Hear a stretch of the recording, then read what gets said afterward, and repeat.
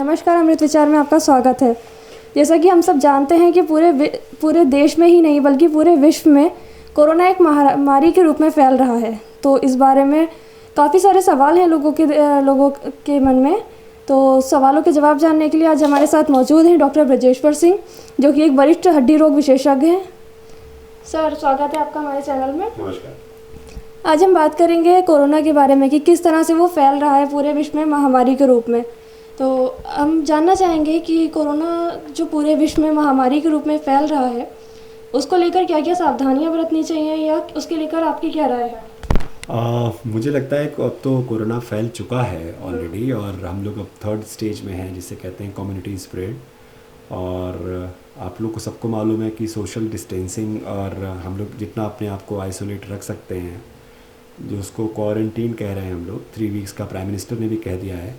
तो मुझे लगता है अगर हम वो फॉलो करेंगे तो हम लोग, जितने लोग फॉलो करेंगे वो तो बचे रहेंगे, ये तय बात है। जो लोग नहीं फॉलो करेंगे उनके चांसेस हैं।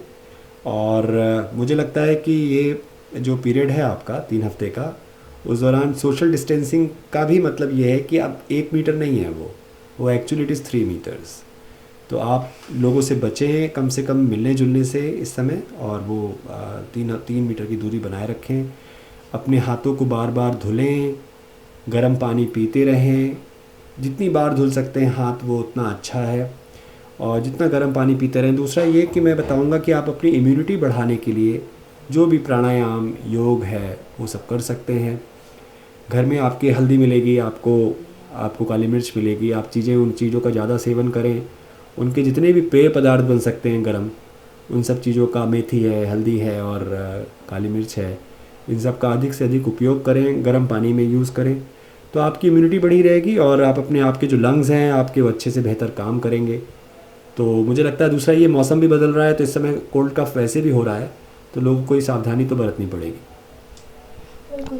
और जानना चाहेंगे कि ये जो लॉकडाउन में भी अगर बाहर से जो लोग आ रहे हैं, जो कि मज़दूर आ रहे हैं बाहर से, तो वो किस तरह से ख़तरनाक साबित हो सकते हैं? क्या उनके साथ भी तो वायरस बाहर से आ सकता है?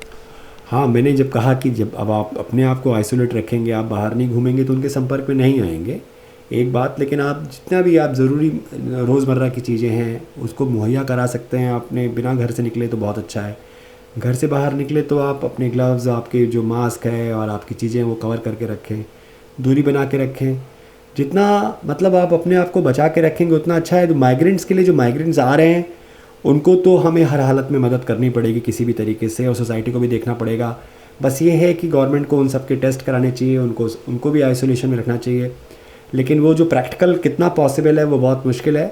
तो मुझे लगता है कि जो व्यक्ति, मतलब हर व्यक्ति अपने लेवल पे एफर्ट कर सकता है, वो अपने आप को आइसोलेट करके कर सकता है।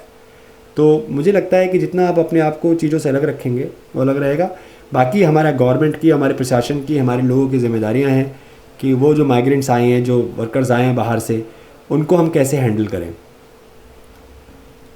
और एक लोगों का मानना है, कुछ लोगों का कहना है कि ये गर्म जो मौसम है, अगर ज़्यादा गर्मी होगी तो उससे कोरोना वायरस के जो वायरस हैं वो ख़त्म हो जाएंगे। तो ये कहना सही है? किस हद तक सही है? नहीं, गर्मियों से उम्मीद तो है, क्योंकि वायरस का जो नेचर देखा गया है कि बहुत हाई टेम्परेचर पे नहीं सर्वाइव कर रहा है। और मुझे लगता है जो ह्यूमिडिटी है और जो टेम्परेचर है उस पे वो उसके लिए मुझे लगता है बेहतर साबित होगा। तो एक तरीके से हम लोग, अच्छा है कि नॉर्थ इंडिया में अब गर्मियाँ आने वाली हैं, लगभग गर्मियाँ आ भी गई हैं, और आने वाले दिनों में मुझे लगता है स्थिति सुधरेगी बजाय इसके कि ये बढ़े।